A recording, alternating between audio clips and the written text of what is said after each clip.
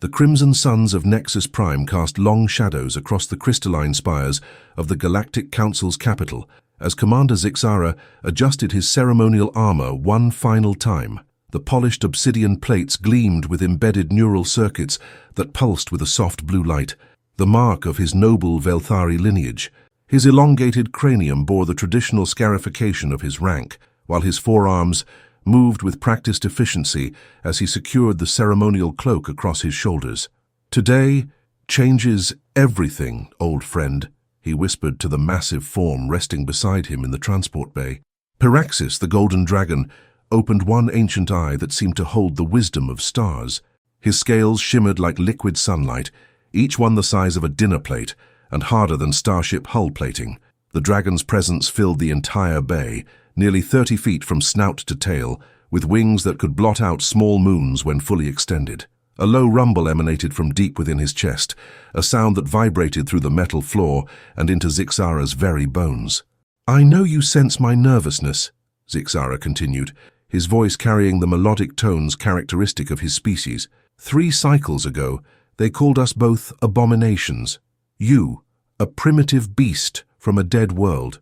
Me, a noble fool who threw away his family's honor to bond with something they considered little more than livestock." The transport shuddered as it descended toward the ceremonial plaza. Through the reinforced viewports, Zyx'ara could see thousands of beings gathered below, representatives from over 200 species, all come to witness what the galactic news networks were calling the impossible honor. Never before had a dragon received formal recognition from the Council. Never before had such a partnership been acknowledged as legitimate. Pyraxis shifted his great bulk, his claws scraping against the metal deck plating. The dragon's nostrils flared as he tested the recycled air, a habit that had saved both their lives countless times during their campaigns on the frontier worlds. Those golden eyes, fixed on Zyx'ara, with an intelligence that most council members refused to acknowledge existed. "Do you remember how we met?" Zyx'ara asked, his hand coming to rest on the dragon's massive foreleg. The scales were warm beneath his palm, pulsing with the steady rhythm of a heart larger than most spacecraft engines. "The slave markets on Terminus 7. You were chained with plasma restraints, half-starved, your wings clipped short by those Krillian traders who thought they could break your spirit." The dragon's eyes narrowed at the memory. A small puff of superheated air escaped his nostrils, not quite flame, but hot enough to fog the viewport glass. "My father's estate could have bought a dozen Dreadnought-class warships with the credits I spent to purchase your freedom that day," Zyx'ara continued, his voice growing softer. "The family disowned me within the hour, called it the greatest shame in 10 generations of Velthari nobility. But when I looked into your eyes, I saw something they refused to see, a soul as proud and noble as any I'd encountered in the highest courts of the galaxy." A proximity alarm chimed, indicating their imminent arrival at the ceremonial grounds. Through the viewports, the plaza came into sharper focus. The assembled crowd was a tapestry of galactic diversity, the crystalline Zephyrians glinting like living gemstones, the massive Corothian delegates with their rock-like hides, the graceful Ashanti with their gossamer wings that caught the light like captured rainbows. At the center of it all stood the podium of honor, carved from a single piece of Nexus Prime's famed quantum crystal that shifted through every color of the spectrum. "The human workers down there," Zyx'ara observed, gesturing toward the maintenance crews scurrying about the plaza's edges. "They understand what it means to be overlooked, don't they? To be considered lesser by those who inherited power rather than earned it." Pyraxis followed his gaze, watching as the humans, dressed in their simple work uniforms, went about their tasks of preparing the venue. They moved with quiet efficiency, invisible to most of the gathered dignitaries, despite their essential role in making the ceremony possible. The dragon's ancient eyes seemed to linger on them, with something approaching recognition. "Today isn't just about us receiving recognition," Zyx'ara said, straightening his ceremonial medals.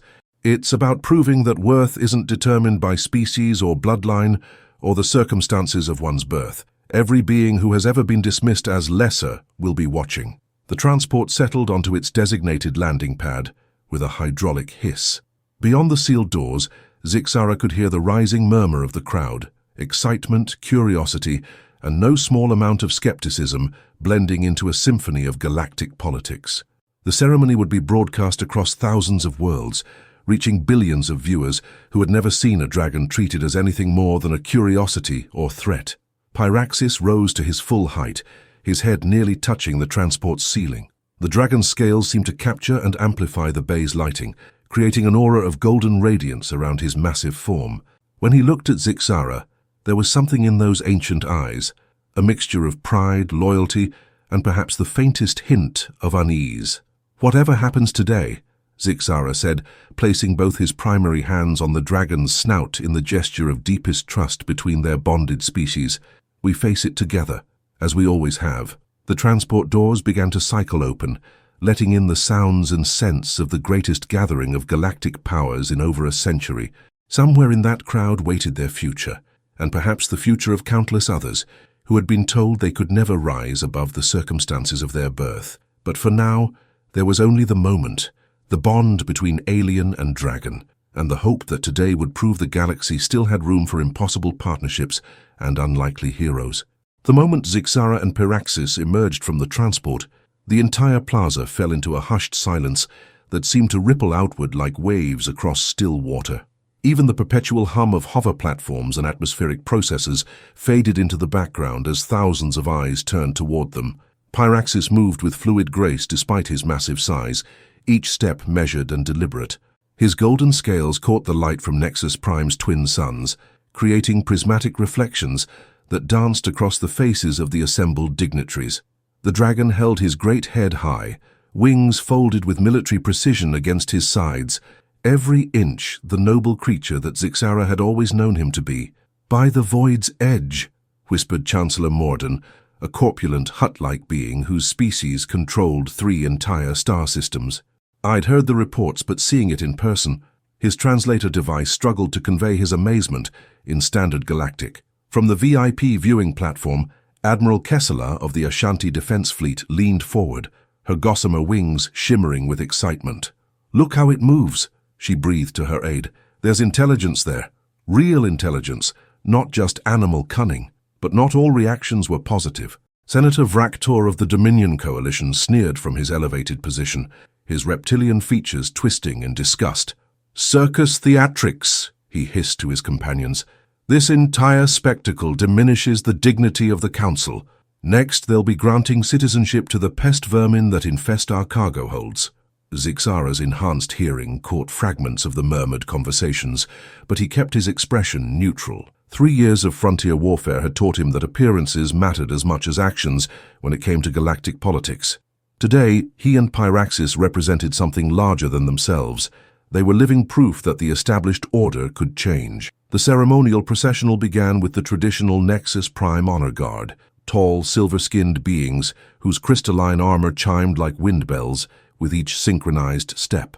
Behind them came the Council's herald, a being so ancient that its species had been forgotten, reduced to living energy contained within an ornate mechanical shell. "Citizens of the galaxy," the herald's voice resonated across the plaza through subspace amplifiers, reaching not just the gathered crowd but billions of viewers across thousands of worlds.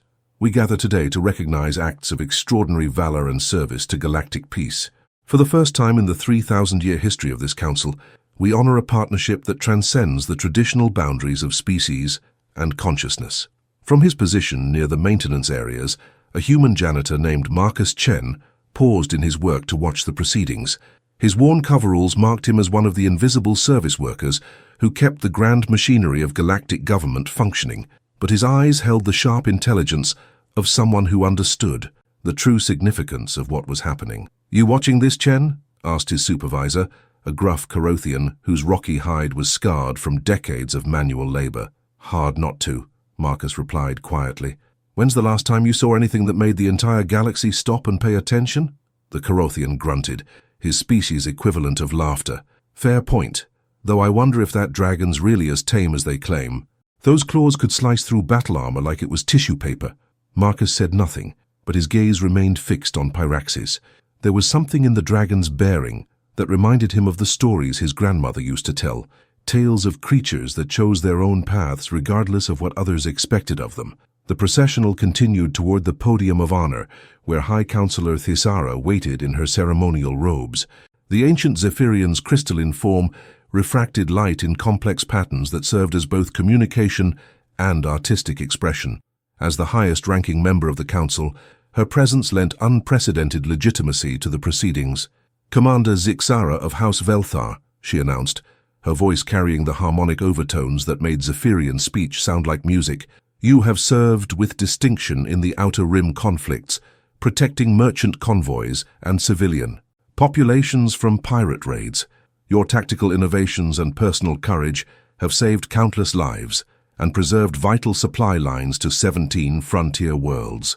Zyx'ara stepped forward, his ceremonial armor gleaming. But it was Pyraxis who drew the crowd's attention. The dragon moved in perfect synchronization with his bonded partner, their connection so natural it seemed almost telepathic. "And Pyraxis," the High Counselor continued, "the first time in Council history that a non-sentient being had been formally addressed in such proceedings, companion and guardian, whose strength and wisdom have proven instrumental in these same victories." A ripple of murmurs passed through the crowd. Some species had multiple consciousness types within their biology, but for a creature to be recognized as having agency separate from its bonded partner was revolutionary. From the diplomatic section, Ambassador Yelton of the Trade Federation leaned toward his Velthari counterpart. "Is this wise? Setting precedent for non-standard consciousness recognition could complicate dozens of existing treaties."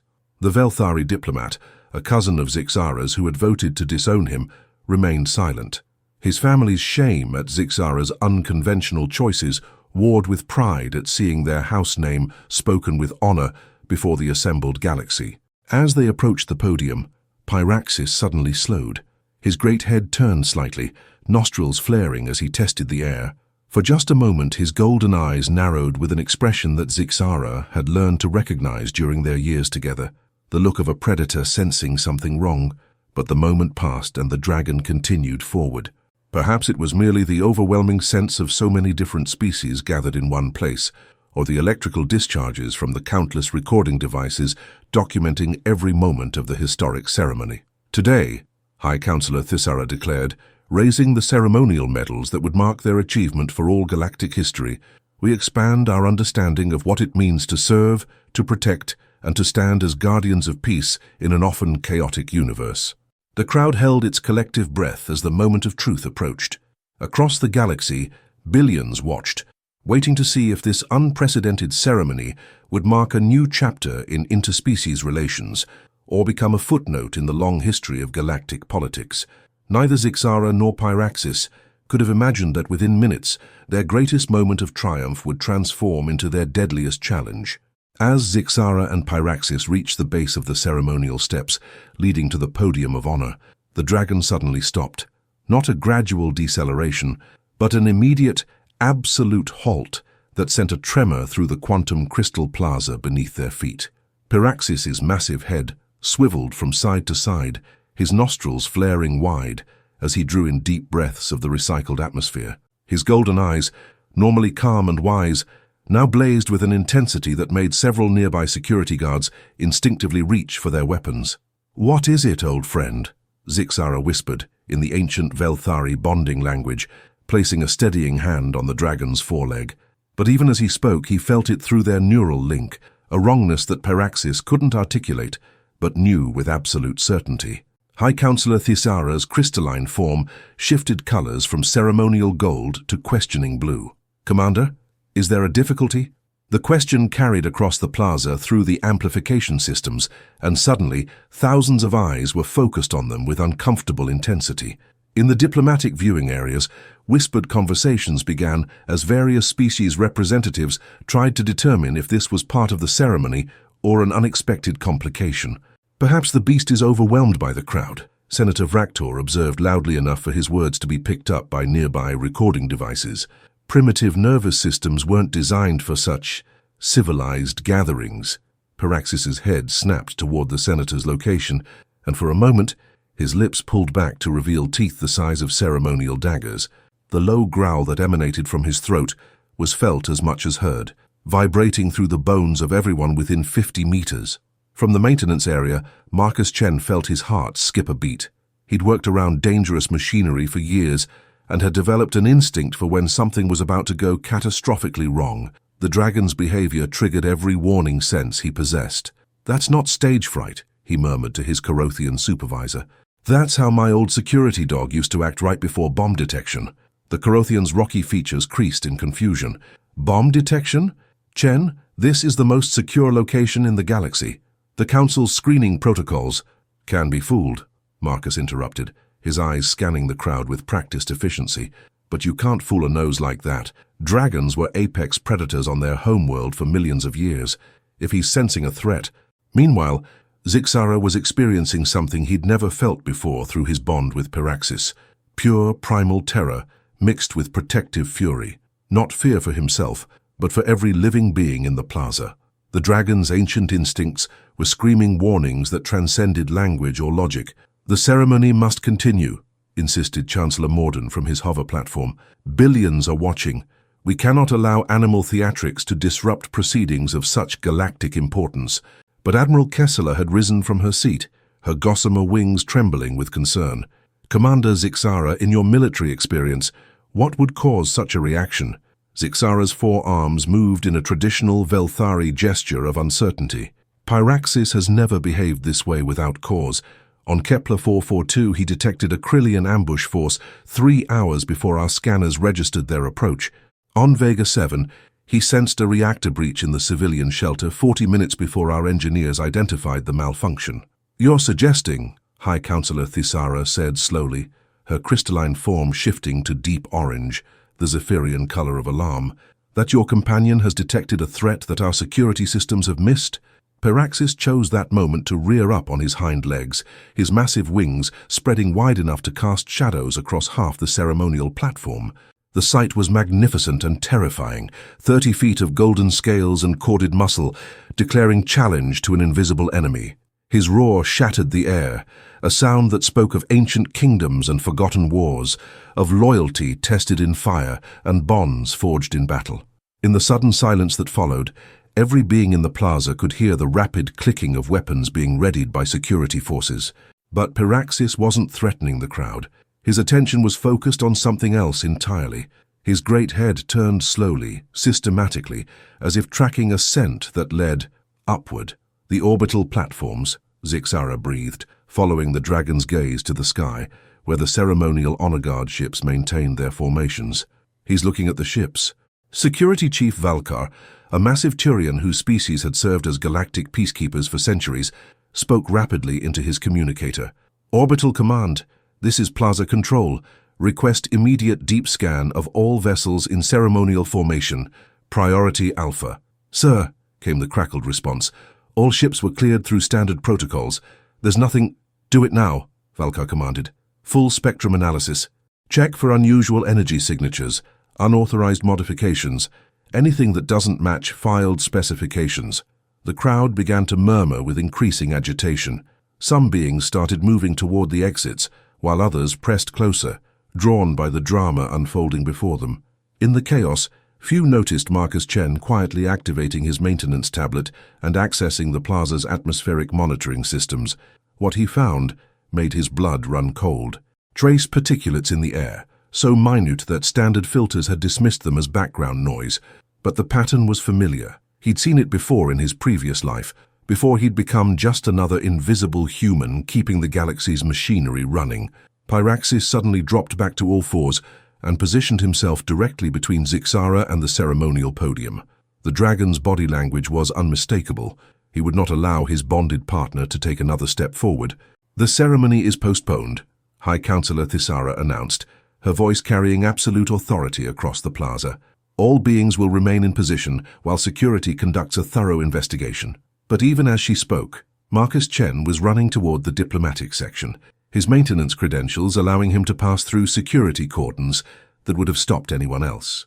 He had information that could save thousands of lives if he could convince someone to listen to a human janitor who had just recognized the signature of a weapon that shouldn't exist. The dragon's warning had been given. Now it remained to be seen if the galaxy's leaders would prove wise enough to heed it. Marcus Chen reached the security perimeter around the diplomatic section just as the first results from the orbital scan came through Security Chief Valkar's communicator. The Turian's mandibles clicked rapidly, a sign of extreme agitation in his species. "Nothing," Valkar announced to High Counselor Zyx'ara. All ships check clean. Standard armaments, no unusual energy signatures, no unauthorized modifications. "Sir," Marcus called out, holding up his maintenance tablet as he approached the security checkpoint. "I need to speak with someone in authority. It's about the atmospheric readings." The two Corothian guards looked down at him with the barely concealed disdain most species reserved for humans. "Maintenance personnel are not authorized in the diplomatic section during ceremonial events," one rumbled. "This isn't about maintenance," Marcus insisted, his voice carrying an urgency that made Pyraxis' great head turn in his direction. "I've detected trace particulates in the air that match the signature of human," interrupted Senator Vractor, his reptilian features twisted in annoyance. "Your species exists to serve. Return to your duties and leave matters of galactic importance to your betters." But Admiral Kessler had been watching the exchange with growing interest. Her Ashanti heritage made her people natural empaths, and she could sense the genuine fear radiating from the human maintenance worker. "Let him speak," she commanded, her gossamer wings fluttering with authority. Marcus stepped forward, his hands trembling slightly as he activated his tablet's display. "These particulates," he said, projecting the data onto the nearest holoscreen. "They're not random atmospheric contamination. They're the residual signature of quantum phase explosive deployment." A ripple of shocked silence spread through the gathered dignitaries. Quantum phase explosives had been banned by galactic treaty for over a century. Their use was considered a war crime due to their ability to ignore conventional shielding and armor. "Impossible," Chancellor Morden wheezed from his hover platform. "Such weapons were destroyed decades ago.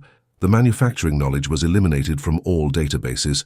"Not all databases," Marcus replied grimly. "I should know.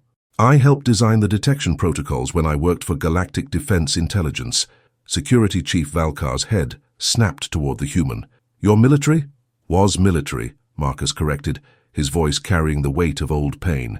"Lieutenant Marcus Chen, 47th Reconnaissance Division, specialized in unconventional weapons detection.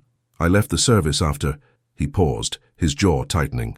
"After my team was eliminated investigating a black market weapons ring. Turns out some very important people didn't want that investigation to continue. The revelation sent shockwaves through the assembled crowd. A human, a species most considered barely above servile, claiming expertise in one of the galaxy's most classified fields. Zyx'ara, who had been monitoring the exchange while keeping one hand on Pyraxis' neck, stepped forward. "The dragon trusts you," he said simply. "That's enough for me." "What do these readings tell you?" Marcus looked at the massive golden dragon, meeting those ancient, intelligent eyes. Pyraxis nodded once, a gesture so subtle most beings missed it, but unmistakably one of recognition and approval. "The particulate pattern indicates the weapon is already in position," Marcus explained, his fingers dancing across the tablet as he refined his analysis. "Quantum phase explosives don't leave much trace until they're primed for detonation, but when they are—" He highlighted a section of the data. "The quantum field fluctuations create these microparticles. Based on the concentration, I'd estimate the device is somewhere within 500 meters of this location." "The ceremonial podium," High Counselor Zyx'ara said, her crystalline form shifting to the deep red of alarm. "If a quantum phase device were to detonate there, it would kill everyone in the plaza," Admiral Kessler finished. "Tens of thousands of beings, including representatives from every major species in the galaxy." Senator Vractor's scales had turned pale with fear. "This is preposterous. A human maintenance worker claiming to have knowledge superior to our best security systems? Clearly this creature is seeking attention, perhaps hoping for some sort of reward." His words were cut off by a sound that made every being in the plaza freeze in terror. Pyraxis had begun to keen, a high piercing note that seemed to resonate in the quantum crystal beneath their feet.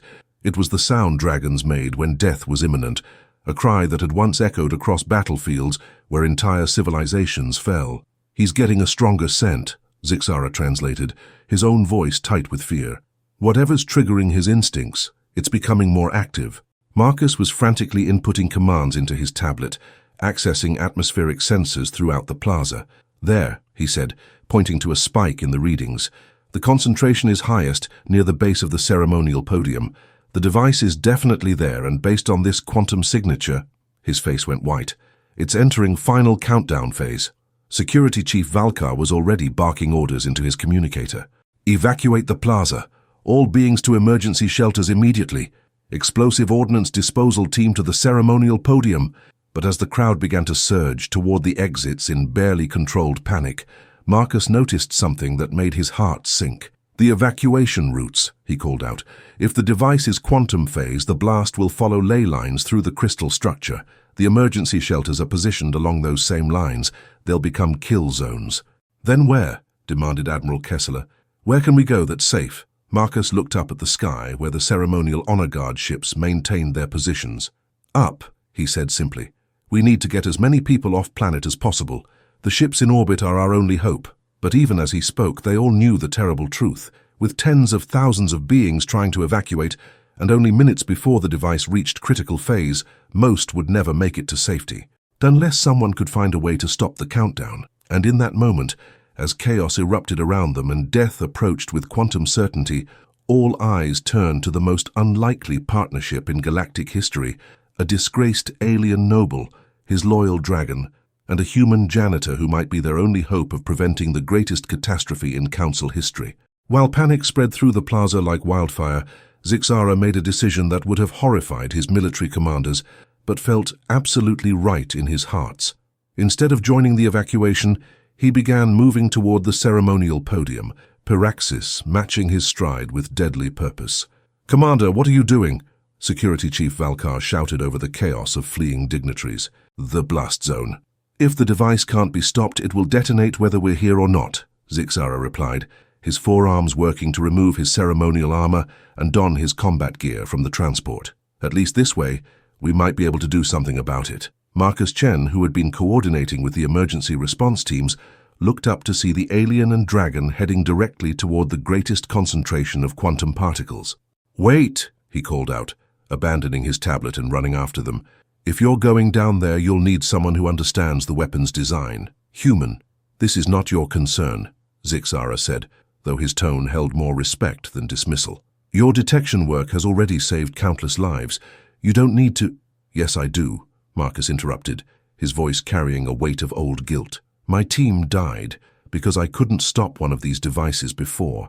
I'm not letting that happen again." Pyraxis suddenly lowered his great head until he was eye level with Marcus. The dragon's golden gaze seemed to peer directly into the human soul, reading something there that satisfied whatever ancient judgment he possessed. A low rumble of approval vibrated through his massive chest. "The dragon has accepted you," Zyx'ara said with surprise. "In 3 years, he has never shown trust to another being so quickly." "Maybe he recognizes someone else who's been underestimated," Marcus replied, then immediately felt foolish for attributing such complex thoughts to what everyone else considered a mere beast. But Pyraxis's eyes seemed to glitter with something that might have been amusement. As they descended toward the podium area, now eerily empty except for the evacuation teams, Marcus pulled up the schematics he'd memorized years ago. "Quantum phase devices have 3 components," he explained while they moved. "The quantum core, the phase regulator, and the containment field generator.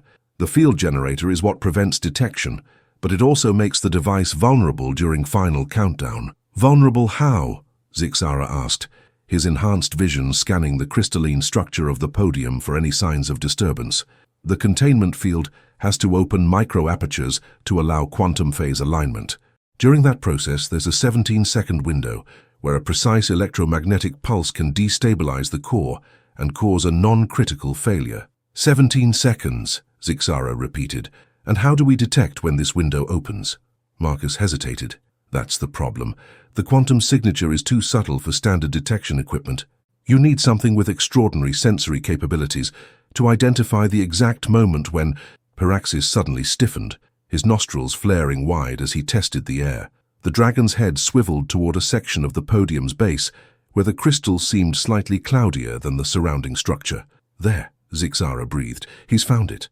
As they approached the location, Marcus's handheld scanner confirmed what the dragon's nose had detected. "It's embedded inside the crystal matrix. Whoever placed this knew exactly how to integrate it with the podium's quantum structure. This isn't random terrorism. This is a precision operation by someone with intimate knowledge of Council facilities. And access to weapons that supposedly don't exist anymore," Zyx'ara added grimly. The question is why? What would anyone gain from massacring the Council's leadership? Before Marcus could answer, his scanner began emitting a high-pitched whine. "The countdown is accelerating," he said, his face pale. "We've got maybe 4 minutes before critical phase." Pyraxis moved closer to the crystal wall, his breath fogging the surface as he conducted his own investigation. Suddenly the dragon reared back and released a controlled burst of flame, not the devastating inferno he was capable of, but a precisely focused beam of superheated plasma that began to melt through the crystal. "What is he doing?" Marcus asked in alarm. "Creating access," Zyx'ara replied with growing admiration. "His flame can be controlled to the degree. He's giving us a way to reach the device without triggering the failsafes." As the crystal melted and reformed under Pyraxis's careful flame, a cavity began to open, revealing the sleek metallic surface of the quantum phase device. It was smaller than Marcus had expected, no larger than a briefcase, but he could feel the deadly energy contained within its innocent-looking shell. "There," he said, pointing to a series of blinking lights on the device's surface. "The phase regulator. When the pattern changes from blue to amber, we'll have our 17-second window." "And how do we generate the electromagnetic pulse needed to disrupt it?" Zyx'ara asked. Marcus looked at Pyraxis, an impossible idea forming in his mind. "Dragons generate bioelectric fields as part of their flame production," he said slowly. "If the burst could be precisely controlled and directed through a conductor—" "You want to use Pyraxis as a weapon," Zyx'ara said, his voice carrying a note of protective anger. "No," Marcus replied firmly. "I want to use him as a surgeon. This requires precision, not power. One focused pulse at exactly the right moment, delivered through the crystal matrix to avoid triggering the device's proximity sensors." Pyraxis looked between the two of them, then deliberately placed one massive claw against the exposed device. The meaning was clear. He understood the plan and was willing to attempt it. "The pattern's changing," Marcus announced, as the device's lights began to shift. 30 seconds to the window. "We get one chance at this." As they prepared for the most dangerous 17 seconds in galactic history, none of them noticed the figure watching from the shadows of the evacuation tunnels, someone who had very specific reasons for wanting this ceremony to end in catastrophe, and who was not pleased to see their carefully laid plans being threatened by an impossible alliance of alien, dragon, and human. 10 seconds to window opening," Marcus announced, his eyes fixed on the device's light pattern as blue slowly shifted toward amber. Sweat beaded on his forehead, despite the plaza's climate controls. "Pyraxis, you'll need to generate a pulse of exactly 2.7 terawatts, focused through your claw into the crystal matrix. Too little and the device won't destabilize. Too much and we trigger the very explosion we're trying to prevent," Zyx'ara finished. Through their neural bond, he could feel Pyraxis's absolute concentration as the dragon prepared for the most delicate operation of his long life. 5 seconds, Marcus counted down. "Remember, the pulse has to last exactly 1.3 seconds, no more, no less." The device's lights completed their transition to amber, and Marcus felt his heart skip a beat as he realized the magnitude of what they were attempting. In all his years with Galactic Defense Intelligence, he'd never seen anyone try to manually disarm a quantum phase explosive. The protocols all called for immediate evacuation and minimal loss acceptance. "Window open!" he shouted. "Now, Pyraxis!" The dragon's golden eyes closed in concentration. For a moment that seemed to stretch into eternity, nothing happened. Then a soft blue glow began to emanate from deep within Pyraxis's chest, traveling up through his neck and down his foreleg like liquid lightning. The bioelectric pulse that emerged from his claw was unlike anything Marcus had ever witnessed. It wasn't the raw, chaotic energy of a lightning strike, but something far more sophisticated, a precisely modulated wave of electromagnetic force that flowed through the crystal matrix like water finding the perfect channel. Zyx'ara watched in amazement as the pulse reached the device and began to interact with its quantum field. The amber lights flickered, wavered, and then, "It's working," Marcus breathed. "The quantum core is destabilizing. The containment field is—" His words were cut off by the sharp crack of a plasma rifle. The bolt struck the crystal wall inches from Pyraxis's head, sending superheated fragments spraying across the chamber. "Step away from the device," commanded a cold voice from the shadows of the evacuation tunnel. "Your interference ends now." Ambassador Yelton of the Trade Federation stepped into view, his normally pristine diplomatic robes replaced by the black armor of a special operations unit. In his hands was a military-grade plasma rifle, its targeting laser painting a red dot directly over Marcus's heart. "Yelton?" Zyx'ara said in disbelief. "What is the meaning of this?" "The meaning," the ambassador replied with a sneer, "is the restoration of proper order to the galaxy. This ceremony, this recognition of beasts and lesser species as equals, it represents everything that's wrong with the current council structure." "You're behind the bomb," Marcus realized, his hands slowly moving away from the device controls. "You want the council leadership dead." "Not just dead," Yelton corrected, "martyred, killed by what will appear to be a terrorist attack, by human extremists, using weapons that officially don't exist. The resulting chaos will allow the Trade Federation to assume emergency powers and restructure galactic government along more traditional lines." Pyraxis rumbled deep in his chest, a sound that made the crystal walls vibrate.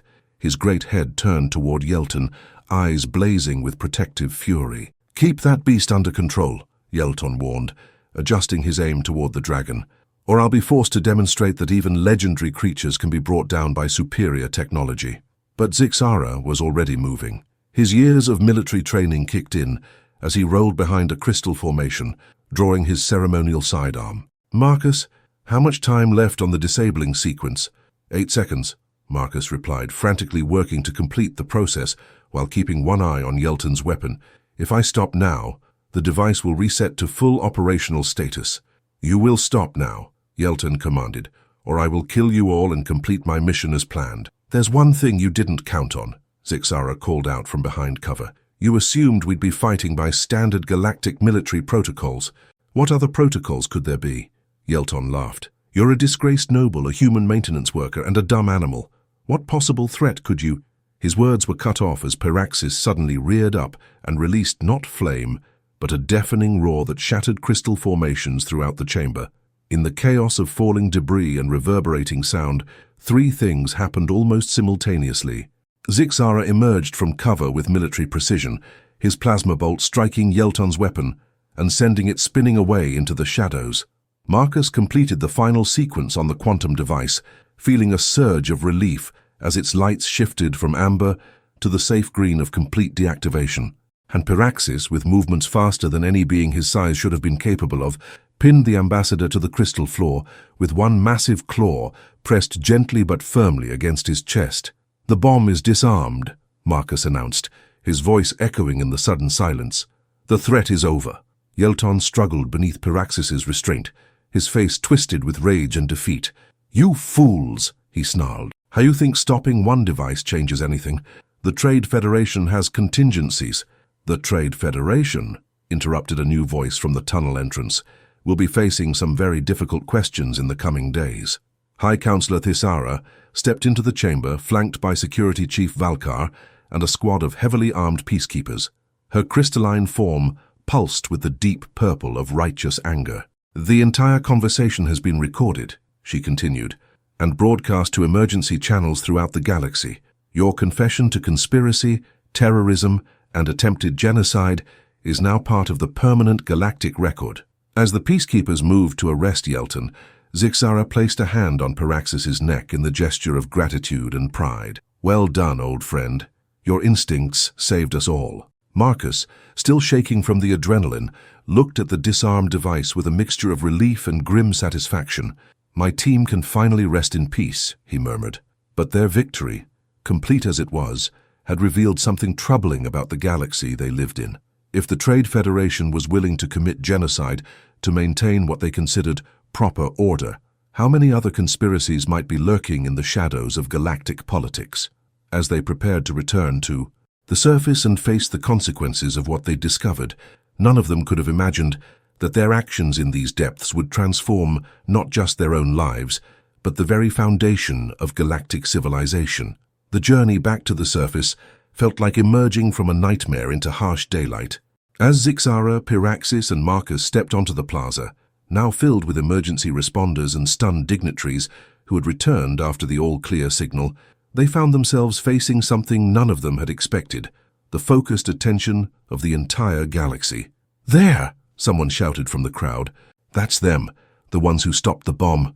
News drones swarmed around them like mechanical insects, their recording devices capturing every detail for immediate broadcast to billions of viewers across thousands of worlds. Marcus instinctively stepped back from the attention, but Pyraxis positioned himself protectively between the human and the pressing crowd. High Counselor Zyx'ara raised her arms for silence, her crystalline form shifting to the brilliant white of absolute authority. "Citizens of the galaxy," she announced, her voice carrying across not just the plaza but through subspace channels to every inhabited world. "Today we have witnessed something unprecedented. 3 beings, representing different species, different worlds, different social positions, have worked together to prevent what would have been the greatest catastrophe in galactic history." The crowd fell silent, hanging on every word. "Ambassador Yelton's confession has revealed a conspiracy that reaches into the highest levels of the Trade Federation," she continued. "Their plan was not merely to destroy the Council leadership, but to use the aftermath to seize emergency powers and restructure galactic government according to their own vision of species hierarchy." Senator Vractor, who had spent most of the ceremony disparaging both dragons and humans, now stood with his head bowed in what might have been shame. His earlier words about primitive beasts and servile species had been recorded and were already being replayed across the galactic news networks. Admiral Kessler approached the unlikely trio, her gossamer wings shimmering with respect. "Commander Zyx'ara," she said formally, "your partnership with Pyraxis has proven that the bonds between beings transcend traditional definitions of sentience and intelligence. The Ashanti Defense Fleet would be honored to offer you both commissions in our Xenobiological Research Division." "And Lieutenant Chen," she continued, turning to Marcus with a slight bow that shocked everyone present, a gesture of respect from a high-ranking military officer to a human maintenance worker, "your expertise and courage have reminded us all that true worth is not determined by species or social position, but by character and competence." Marcus felt tears he hadn't shed in years threatening to fall. "Admiral, I'm just a janitor. I clean floors and maintain atmospheric systems." "You," interrupted Chancellor Morden, his massive form heaving as he approached on his hover platform, "are the being who saved my life and the lives of every person in this plaza. You are also, according to the records my staff has pulled up, Lieutenant Marcus Chen, decorated veteran of the Outer Rim conflicts, dismissed from service under circumstances that now appear to have been completely unjust." The Chancellor's words sparked a flurry of activity among the news drones. Marcus's military record, his team's death during the weapons investigation, and his subsequent exile to menial labor began scrolling across information displays throughout the plaza. "The corruption that cost you your career and your team," High Counselor Zyx'ara declared, "will be investigated with the full authority of this council. Justice delayed is not justice denied." But it was Pyraxis who provided the moment that would be remembered across the galaxy for generations to come. The great dragon approached Marcus and, with infinite gentleness, lowered his massive head until it rested against the human's shoulder. The gesture was unmistakable. Recognition, respect, and something that transcended species barriers entirely. "He's acknowledging you as an equal," Zyx'ara said with wonder in his voice. "In dragon culture, that gesture is reserved for the most honored allies." Marcus reached up with a trembling hand to touch the warm golden scales. "I don't understand," he whispered. "Why me? Why trust someone you've just met?" Through the neural link he shared with Pyraxis, Zyx'ara found himself receiving something he'd never experienced before, a flash of the dragon's perception. For just a moment, he saw Marcus not as the aliens saw him, but as Pyraxis did, a being who had suffered for doing what was right, who had been broken by injustice but not defeated by it, who had risked everything to save others, despite having no obligation to do so. "Because," Zyx'ara said softly, "he recognizes a kindred spirit, someone who has been underestimated, dismissed, and cast aside, but who remained true to their principles, despite the cost." The ceremony that had been intended to honor their previous achievements transformed into something larger.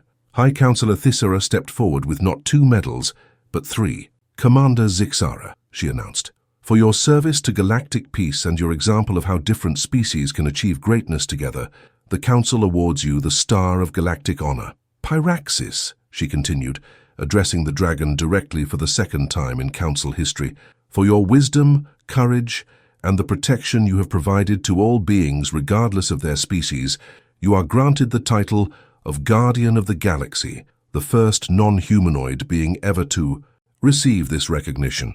Then she turned to Marcus, and her crystalline form shifted to the warm gold of deep respect. Lieutenant Marcus Chen, for your expertise, sacrifice, and unwavering commitment to protecting life, this council not only awards you the Star of Galactic Honor, but formally requests your service as Chief of Galactic Security Investigations, with full authority to investigate corruption wherever it may be found. The plaza erupted in cheers, not the polite applause of diplomatic protocol, but genuine celebration from beings who understood they had witnessed something historic. Across the galaxy, humans working in maintenance tunnels and service corridors stopped their work to watch the ceremony, seeing one of their own acknowledged as a hero. On a dozen worlds, young beings of supposedly lesser species looked up at the stars with new hope. But perhaps the most significant moment came when Zyx'ara, Pyraxis, and Marcus stood together on the ceremonial platform, three beings who should never have met, should never have worked together, and who had just proven that the galaxy's greatest strength lay not in the power of individual species, but in the bonds that could form between them. As the celebration continued around them, Marcus found himself thinking about his grandmother's stories, tales of creatures that chose their own paths, regardless of what others expected.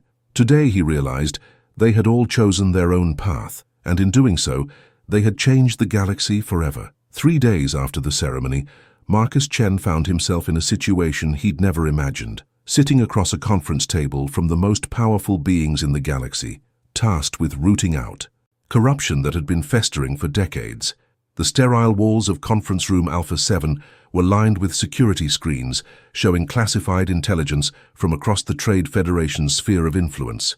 The preliminary investigation has confirmed our worst fears, Admiral Kessler reported, her gossamer wings drooping with exhaustion. Ambassador Yelton was not acting alone. We've identified at least 17 Federation worlds where similar quantum phase devices were discovered in critical infrastructure.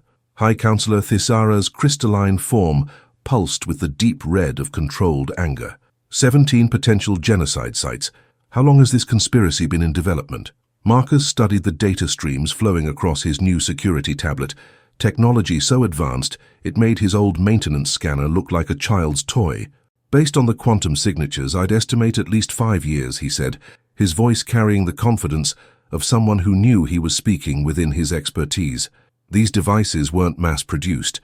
Each one was custom-built for its specific target, which means whoever's behind this has access to resources and information that rival major galactic governments. The Trade Federation's emergency session convenes in 6 hours, Security Chief Valkar reported. Their leadership is claiming the conspiracy was limited to Yelton and a few radical supporters. They're demanding the investigation end with his arrest. Of course they are, Zyx'ara said grimly. He and Pyraxis had been granted temporary quarters in the council complex, and the dragon's presence had already caused significant modifications to the building's architecture. But Pyraxis detected something else during the interrogation. The great dragon, who had been resting in the corner of the conference room like a living mountain of gold, raised his head at the mention of his name. Through their neural bond, Zyx'ara had access to perceptions that no technology could match. Fear, Zyx'ara continued. Not the fear of someone caught in a crime, but the fear of someone who knows his capture puts others at risk. Yelton is terrified of his own allies. Marcus leaned forward, pieces of the puzzle beginning to click into place. That's consistent with what I'm seeing in the financial records. The funding for these weapons came through 17 different shell corporations, but the quantum materials all trace back to a single source, someone with access to pre-treaty stockpiles that officially don't exist.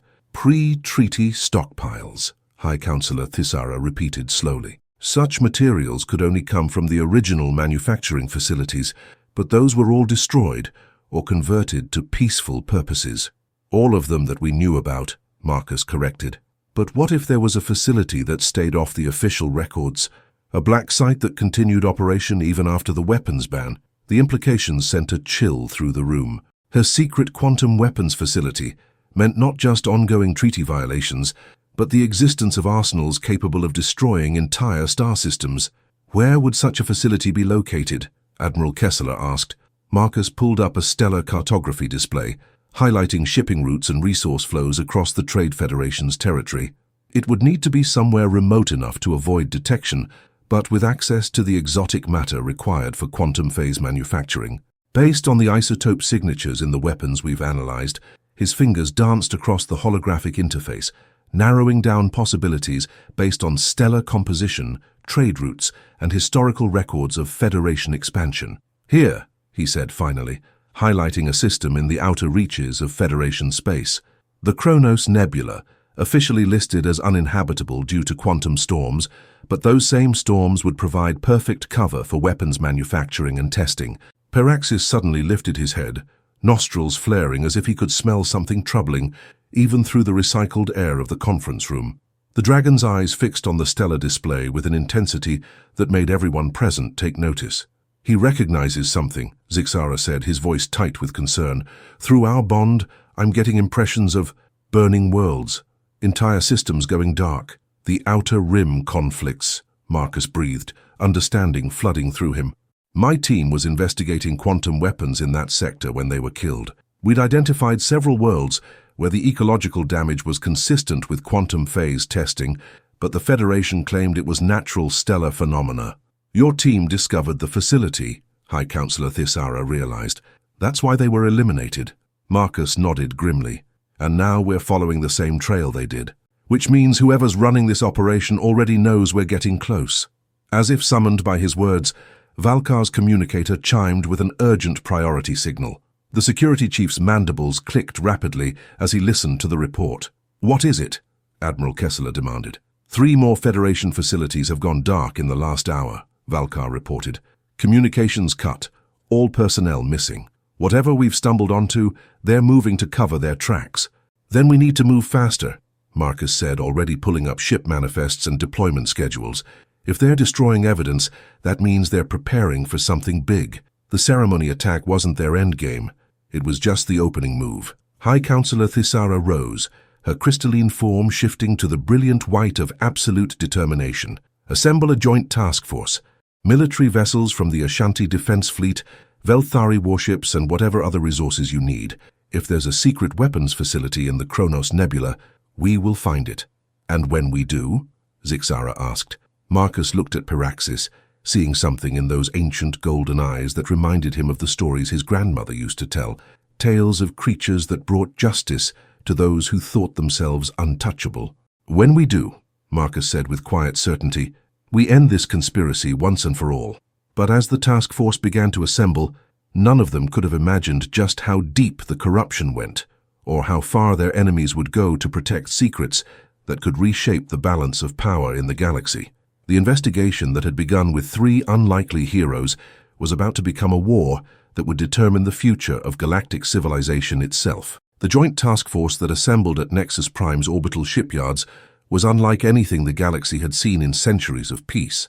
Ashanti defense cruisers with their flowing organic lines flew in formation with angular Velthari destroyers, while the massive bulk of a Corothian heavy transport provided logistic support. At the center of the fleet, specially modified for the mission, was the CNS Unity, a Council diplomatic vessel hastily converted into a mobile command center. Marcus stood on the bridge, still adjusting to the fact that beings who had once considered him little more than living maintenance equipment now deferred to his expertise. The quantum detection array he'd designed filled an entire section of the ship, its sensors capable of tracking the exotic particle signatures that would lead them to their target. "Approaching the nebula perimeter," announced Captain Velania, the Ashanti fleet commander whose gossamer wings seemed to shimmer with nervous energy. "Quantum storm activity is significant, but manageable." Through the main viewport, the Kronos Nebula stretched before them like a cosmic storm frozen in time. Streamers of violet and gold gas twisted through space in patterns that defied normal physics, while lightning-like discharges of pure energy created a constantly shifting maze of color and danger. "Perfect place to hide something you don't want found," Zyx'ara observed from his position near the command console. Pyraxis lay beside him, the dragon's presence having required significant modifications to the bridge architecture. Despite the confined space, the great creature seemed perfectly calm, a reassuring presence that had already earned the respect of the multi-species crew. "Scanning for quantum phase signatures," Marcus reported, his fingers dancing across the detection array's controls. The modifications he'd made to standard sensor technology were revolutionary. Instead of looking for objects, he was tracking the subtle distortions that quantum weapons manufacturing left in space-time itself. "Got something," he announced after several minutes of careful analysis. "Bearing 127 Mark IV, approximately 15 light minutes into the nebula, the quantum signature is consistent with large-scale exotic matter processing." "That's exactly where the Federation survey records claimed there was nothing but empty space," Captain Velania noted grimly. "Which means our target is definitely there," Admiral Kessler said, her voice carrying across the bridge from the Fleet Coordination Station. "Task Force, assume stealth configuration. We go in quiet until we know what we're dealing with." As the ships adjusted their approach, using the nebula's natural interference to mask their presence, Marcus found himself thinking about the last time he'd been part of a military operation of this scale. The memories weren't pleasant. His previous team's investigation had ended with their ship found drifting and lifeless, their deaths officially attributed to equipment failure, but actually the result of a targeted attack. Pyraxis suddenly raised his great head, golden eyes fixed on something beyond the viewport that no one else could see. A low rumble emanated from deep within the dragon's chest, not quite a growl, but definitely a warning. "He senses something," Zyx'ara translated, his hand resting on the dragon's neck. "Danger, but not immediate. Something watching." "Automated defense systems," Marcus realized, his scanner picking up the faint energy signatures of concealed weapons platforms. "Whoever built this facility didn't want visitors. I'm detecting at least a dozen hardened installations throughout the asteroid field ahead." "Can we avoid them?" Captain Velania asked. Marcus studied the sensor data, plotting courses through the defensive grid. "Maybe, but it would take hours to navigate around them all, and if they're connected to a central monitoring system, they'll detect us eventually anyway." "Then we don't avoid them," Admiral Kessler declared. "Task Force, prepare for combat operations. We're about to announce our arrival." But before the fleet could engage, something unexpected happened. The automated defenses simply stopped. The energy signatures that Marcus had been tracking flickered and went dark, as if someone had thrown a master switch. "They're shutting down their own defenses," Captain Velania said in disbelief. "Why would they?"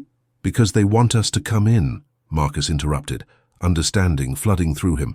"This isn't an ambush, it's an invitation. Someone inside that facility wants to be found." The implications were staggering. If there were people inside the secret weapons facility who were willing to help them, it could mean the difference between uncovering the conspiracy and walking into a trap that would destroy the entire task force. "There," Marcus said, pointing to a massive asteroid near the center of the field. "The quantum signatures are strongest from that location. If I'm right, that entire asteroid is artificial, a constructed facility designed to look like natural space debris." As they approached, the truth became clear. The asteroid was indeed artificial, its surface covered in sensor arrays and docking bays that had been expertly camouflaged to blend with the nebula's natural phenomena. But what truly shocked them was the scale. The facility was enormous, easily capable of housing thousands of workers and industrial equipment on a scale that could produce quantum weapons for entire fleets.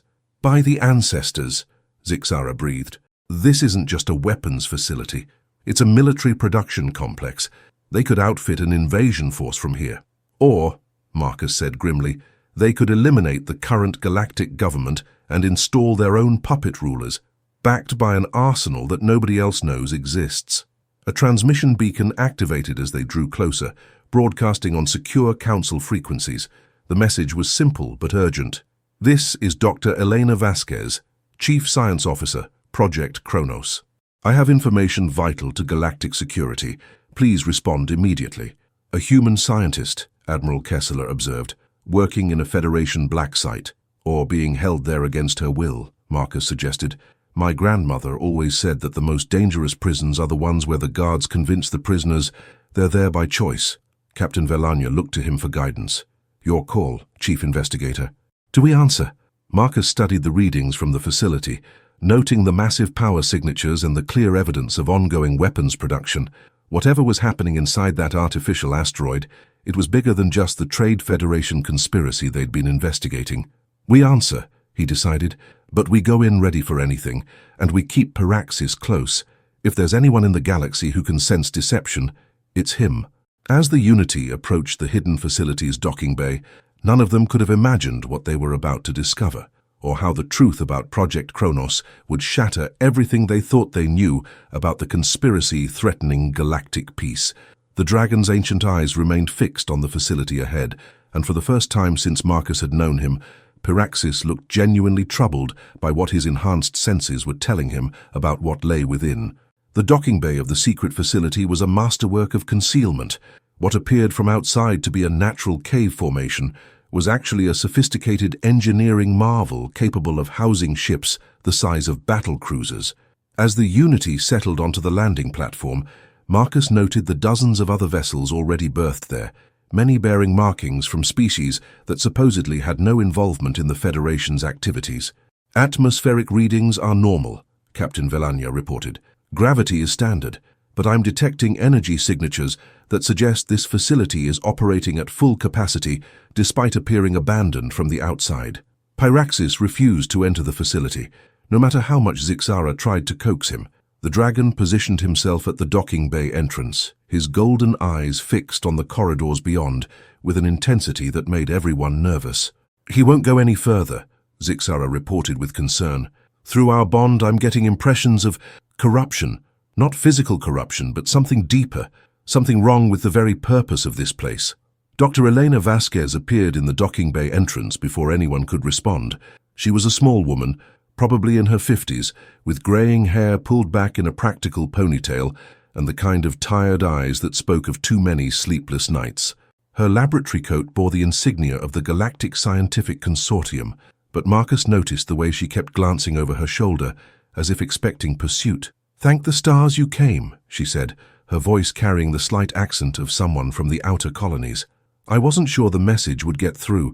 They monitor all communications, but the quantum storm interference gave me a window." "Dr. Vasquez," Marcus said, stepping forward. "I'm Chief Investigator Chen. What's your situation here?" "My situation," she replied bitterly, "is that I've spent the last 3 years helping to build weapons capable of committing genocide, all while being told we were developing defensive technologies for frontier protection." Admiral Kessler exchanged glances with Zyx'ara. "You weren't aware of the true purpose of your research." "None of us were at first," Dr. Vasquez explained, leading them deeper into the facility. "We were recruited through legitimate channels, the Scientific Consortium, the Engineering Guild, even some military research divisions. The best and brightest from dozens of species, all told we were working on breakthrough defensive technologies to protect the galaxy from external threats." The corridors they walked through were a mixture of cutting-edge technology and industrial brutality. Quantum processing units hummed behind transparent aluminum walls, while massive manufacturing bays worked around the clock to produce devices that Marcus recognized as advanced versions of the bomb they'd disarmed at the ceremony. "How many weapons have been produced here?" he asked, his scanner automatically recording everything they saw. "Thousands," Dr. Vasquez replied, her voice barely above a whisper. "Enough to destroy every major population center in Council space. But that's not the worst part." She led them to an observation deck overlooking the facility's central production floor. What they saw below made even Admiral Kessler's gossamer wings tremble with shock. The production line wasn't just manufacturing quantum-phase explosives. It was creating delivery systems, autonomous drones designed to look like standard cargo vessels, each one capable of carrying multiple warheads and programmed with targeting data for specific worlds. "An entire invasion fleet," Zyx'ara breathed. "But who could coordinate something on this scale? The Trade Federation has significant resources, but this represents the technological capabilities of multiple galactic powers working together." "That's what I discovered 3 months ago," Dr. Vasquez said, "when I started asking questions about our funding sources and the ultimate destination of our products. The answer, for it terrified me so much that I've been planning this moment ever since." She activated a holographic display that showed organizational charts, financial records and communication logs that told a story more frightening than any of them had imagined. "The Trade Federation conspiracy was real," she continued, "but it was just one part of something much larger. This facility isn't controlled by any single government or organization. It's jointly operated by a shadow coalition of beings from across the galaxy, individuals who believe that the current council system represents chaos and inefficiency." Marcus studied the data, his enhanced security clearance allowing him to access files that painted a picture of vast corruption. "The Purity Syndicate," he read from one of the documents, a coalition dedicated to restoring natural order to galactic civilization. Natural order meaning species hierarchy, Admiral Kessler said grimly. With themselves at the top, I assume. Exactly, Dr. Vasquez confirmed. They believe that allowing lesser species like humans to hold positions of authority or recognizing non-traditional consciousness like dragons as equals represents a fundamental corruption of galactic society. The ceremonial bombing was meant to be the spark that would justify their takeover. But we stopped it, Zyx'ara pointed out. You stopped one attack, Dr. Vasquez corrected, but they have contingency plans, multiple waves of strikes designed to eliminate not just council leadership, but anyone who might oppose their vision of galactic government. Scientists who refuse to cooperate, military officers who show loyalty to the current system, entire populations on worlds that have embraced diversity and cooperation. The magnitude of what she was describing hit Marcus like a physical blow. Genocide on a galactic scale. Selective genocide, Dr. Vasquez specified. They're not monsters. They genuinely believe they're saving civilization by eliminating what they see as corrupting influences. In their minds, a galaxy where every being knows their proper place according to species hierarchy will be more stable and prosperous. How long do we have? Admiral Kessler asked, her military training taking over as she began to calculate response times and defensive possibilities. The next wave launches in 18 hours, Dr. Vasquez replied. Simultaneous strikes on 47 worlds, including every major population center in Council space. But there's something else, something that makes stopping them almost impossible. She activated another display, showing deployment schedules and coordination protocols that revealed the true scope of the conspiracy. They're not just using automated weapons, she explained. They've recruited sympathizers throughout the galactic military, positioned in key commands across multiple fleets. When the attacks begin, these officers will ensure that defensive responses are delayed, misdirected, or sabotaged entirely. The observation deck fell silent as the implications sank in. They weren't just facing a terrorist conspiracy, they were confronting a coordinated revolution that had infiltrated the very institutions meant to protect galactic peace. There is one hope, Dr. Vasquez said quietly. The central coordination system for the entire operation is here, in this facility. If we could somehow disable it, the autonomous weapons would lose their targeting data, Marcus realized, and the coordinated timing would be destroyed. But, Dr. Vasquez continued, the system is protected by quantum encryption that changes constantly. It would take someone with extraordinary technical knowledge and access to the core systems to even attempt a shutdown. Marcus looked back toward the docking bay, where Pyraxis waited with the patience of a creature that had learned to trust in the wisdom of his bonded companion. The dragon's refusal to enter the facility suddenly made perfect sense. He could sense the evil purpose that permeated every circuit and conduit of the place. Then we'd better get started, Marcus said with quiet determination, because in 18 hours the galaxy is either going to be free or enslaved, and the choice depends on what we do right here, right now. But as they prepared to attempt the impossible task of shutting down a quantum-encrypted system designed by the galaxy's best minds, none of them noticed the security cameras tracking their every move, or the silent alarms that had been triggered the moment Dr. Vasquez began sharing classified information with unauthorized personnel. The Purity Syndicate knew they were here, and they were already moving to stop them. The first sign of trouble came when the facility's lights shifted from normal white to the ominous red of security lockdown. Emergency blast doors began sealing throughout the complex, cutting off escape routes and isolating sections from each other. They know we're here, Dr. Vasquez said, her face pale with fear. The Syndicate must have been monitoring my activities more closely than I realized. Marcus was already moving, his fingers flying across his security tablet as he tried to access the facility's systems. How long until they reach us? The security forces are 3 levels down, she replied, checking her own access terminal. But they'll seal off this section within minutes. Once they do, we'll be trapped with no way to reach the central coordination system. Through the observation deck's reinforced windows, they could see armed figures moving through the production facility below, not the disciplined march of military units, but the efficient deployment of private security forces accustomed to handling problems with extreme prejudice. There, Admiral Kessler pointed to a heavily armored transport moving through the manufacturing bay. That's a Syndicate enforcement vehicle.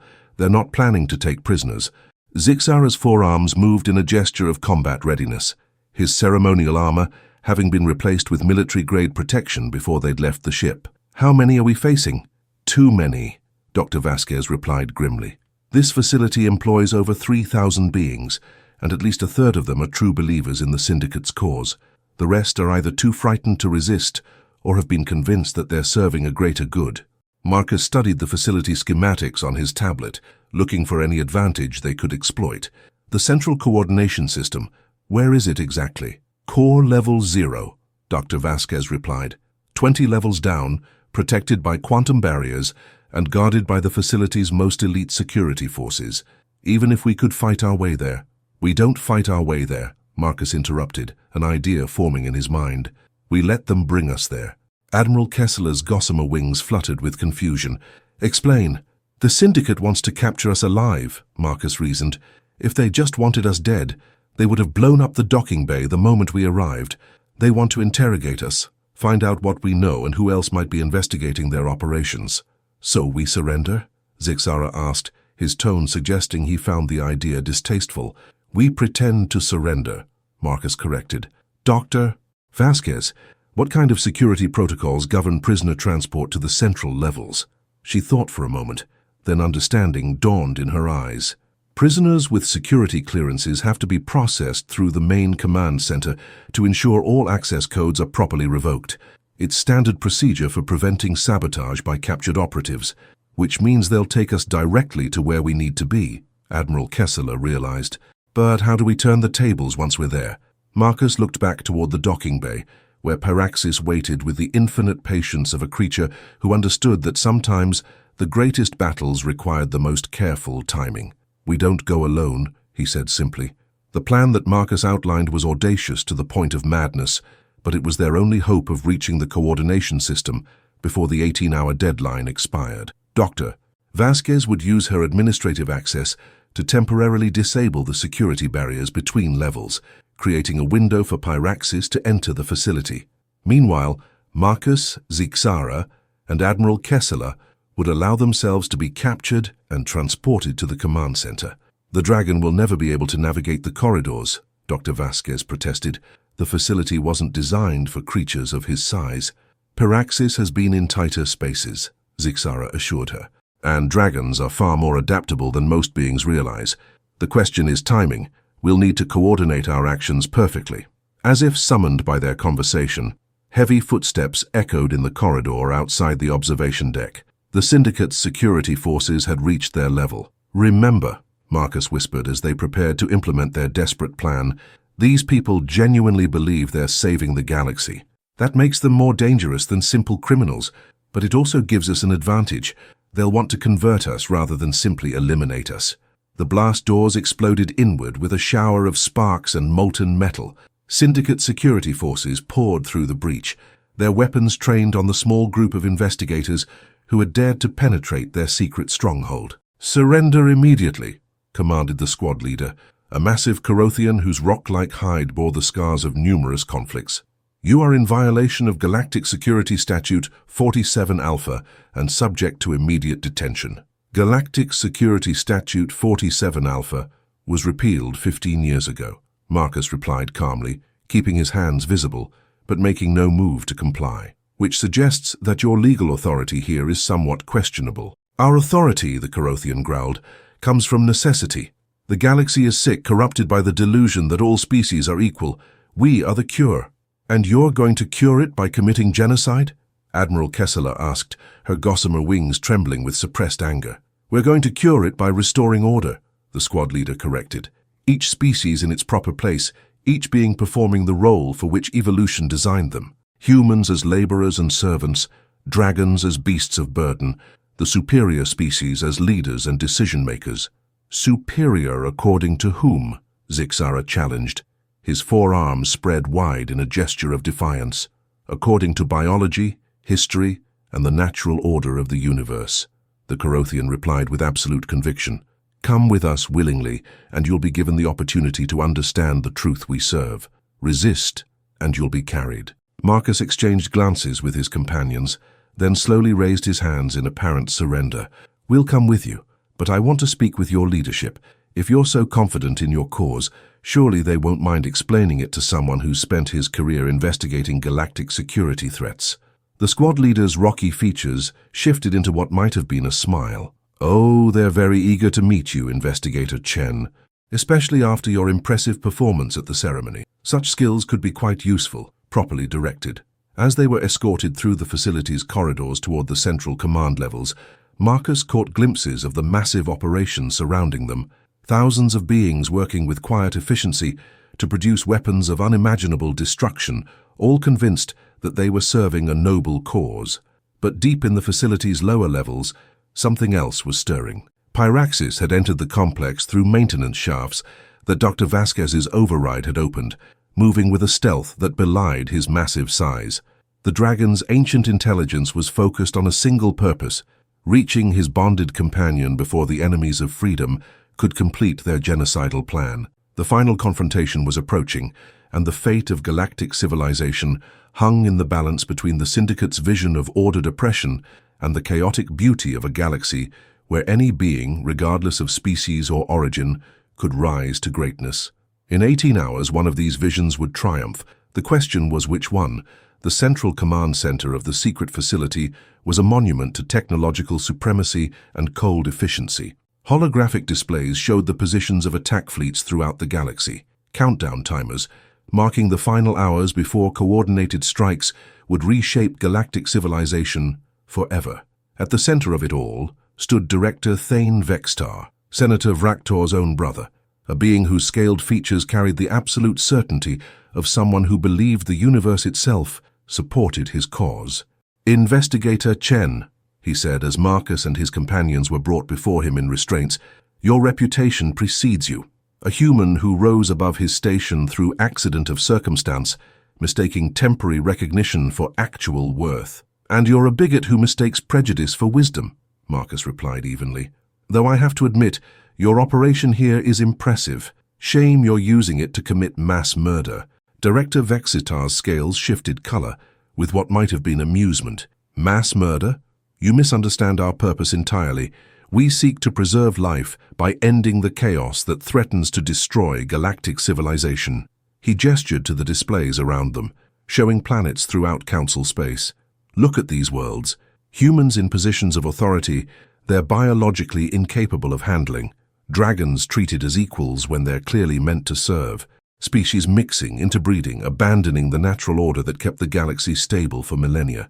The galaxy has never been more prosperous or peaceful," Admiral Kessler protested, her gossamer wings bound but her spirit unbroken.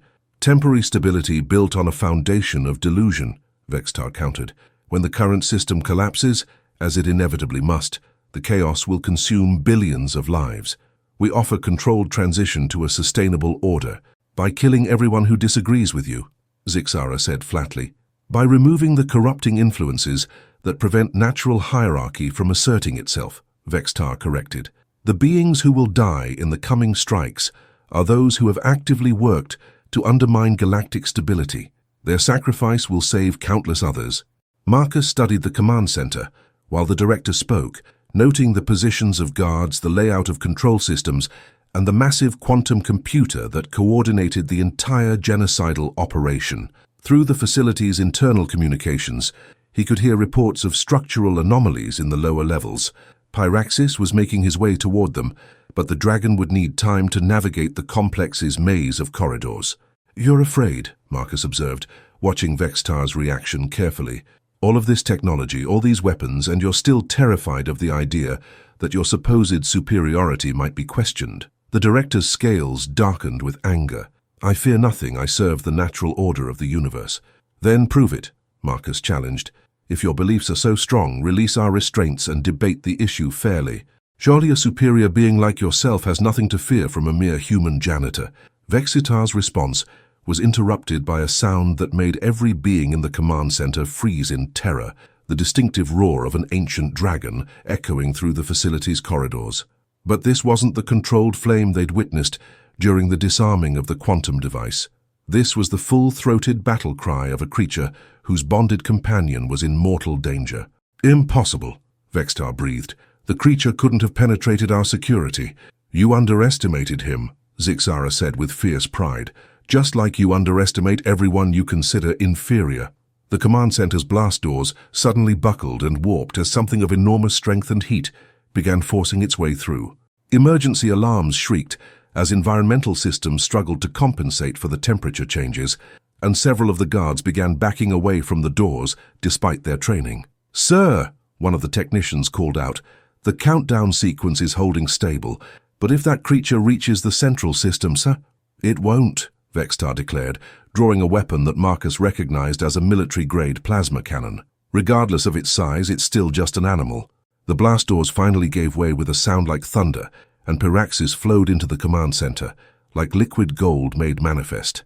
The dragon's scales were scarred from his journey through the facility's defensive systems, but his eyes blazed with ancient fury and unbreakable determination. For a moment the tableau held, dozens of armed guards facing a creature of legend, while the countdown to galactic genocide continued inexorably in the background. Then Marcus did something that shocked everyone present. He began to laugh. "What's so amusing?" Zyx'ara demanded, his weapon trained on the dragon. "You really don't understand, do you?" Marcus said, his laughter fading into something that might have been pity. "You see Pyraxis as just an animal, me as just a human, Zyx'ara as a disgraced noble, and Admiral Kessler as a representative of a lesser military. But we're not defined by our species or our origins." As he spoke, Pyraxis moved with fluid grace around the command center's perimeter, his presence causing the guards to shift nervously, but making no overtly threatening moves. "We're defined by our choices," Marcus continued, "and we choose to stand together, regardless of what biology or circumstance gave us.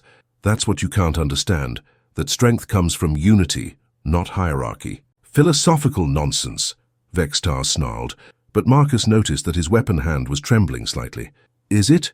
Admiral Kessler asked, and her voice carried a note of command that made several guards unconsciously straighten to attention.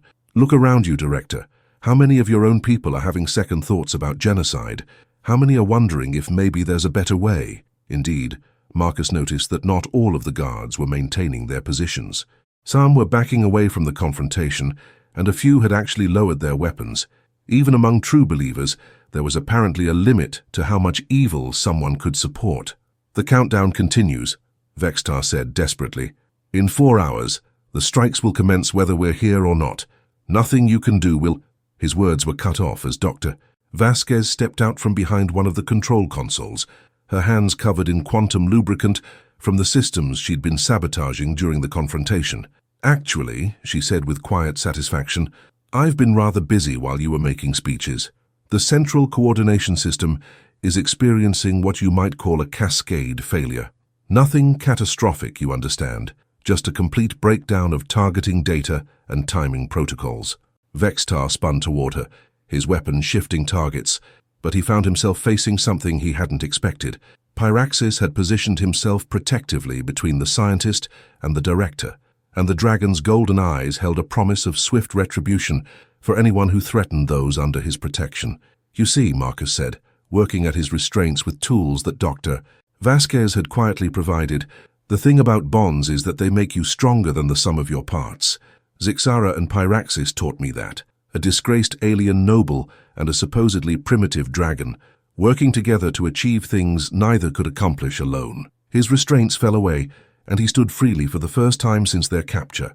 Around the command center, other guards were laying down their weapons as they realized that their cause was lost, and their leaders had led them into unjustifiable evil. "This isn't over," Zyx'ara warned, but his voice lacked conviction. "The Syndicate has resources throughout the galaxy, other facilities, other weapons, which we'll find and shut down," Admiral Kessler said firmly, as her own restraints were released. Starting with the list of co-conspirators in Dr. Vasquez's files, and ending with justice for everyone who thought they could reshape the galaxy through genocide. Pyraxis approached Marcus slowly, his massive head lowering until the dragon's ancient eyes were level with the human's face. For a moment, they simply looked at each other, two beings from different worlds, different species, different evolutionary paths, united by something deeper than biology. Marcus reached out and placed his hand on the dragon's warm scales, feeling the steady pulse of a heart that had chosen to trust in impossible partnerships and unlikely heroes.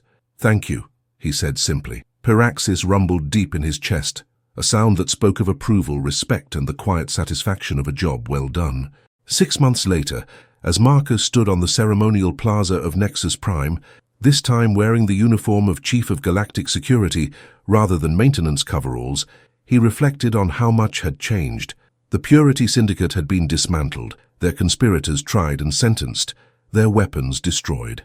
Dr. Vasquez headed a new scientific ethics committee, ensuring that research was conducted for the benefit of all species rather than the advantage of a few. But perhaps the most significant change was harder to quantify. Throughout the galaxy, beings who had been dismissed as lesser were finding their voices.